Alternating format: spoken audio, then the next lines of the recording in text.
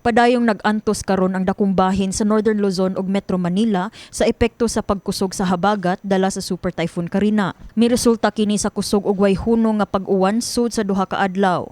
Miabot ang baha kutob sa atop sa mga panimalay ug mga establishmento, gani dunay mga gikatahong nakalas tungod niini. Aron maminusan ang susamang epekto sa bagyo o uban pang kalamidad dinhi sa nasod, ang Department of Science and Technology kon DOST mipakita sa nakadaiyang inobasyon alang sa climate and disaster resilience ato sa usa ka nationwide exposition nga gilusad dinhi sa Dakbayan sa Sugbo karong adlaw Hulyo 25. Ang lain-laing mga inobasyon nagikan sa pito ka Research Development Institute sa DOST. Sama na lang niining automatic trash rake facility sa Metal Industry Research and Development nga nagamit kaniadto isip usa ka garbage collection mechanism sa mga waterways sa nasod.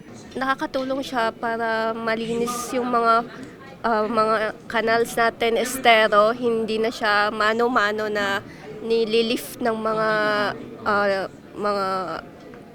estero na naglilinis. Yun po. Inaangat niya yung basura, tapos sa kabilang side po doon naiipon yung mga basura para mas mabilis po makakolekta ng mga barangay officials po natin. Kini ang Silyang Pinoy, usa ka desk and chair combo nga mahimo sab og bed frame gikan sa Forest Products Research and Development Institute nga pwedeng magamit kung adunay mga emergency evacuation alang sa mga disaster victims.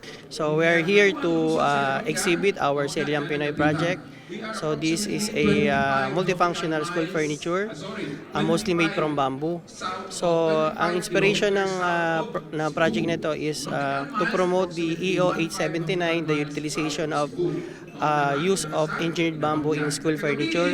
And at the same time, nilagyan natin to ng additional function since itong ating Silyang Pinoy is nako-convert siya into a bed frame. Samtang ang Industrial Technology Development Institute bibida sab sa teknolohiya nga gigamit alang sa mga ready-to-eat food, sama na lang niining mung bean coconut drink, emergency isotonic drink, preserved boiled egg ug uban pa. Ang purpose po ng aming mga technologies is to give first emergency response. So this is like emergency ration foods na pwede nating ibigay din sa mga ating mga nasalanta ng bagyo, sakuna, or kung ano man pong mga disaster-related na happening. So, we have here the Paco Pope or yung ating ginisang munggo. So, ito is wala masyado siyang preservatives.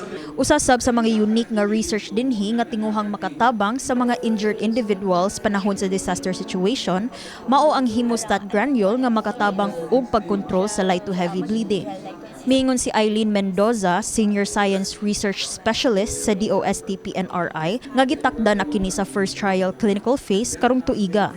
It comes from a carrageenan, which is a product of seaweed available freely in the Philippines. Hemostat device will absorb the body fluids like bloods, and then it will form or it will swell to become like a sort of a plug to control bleeding.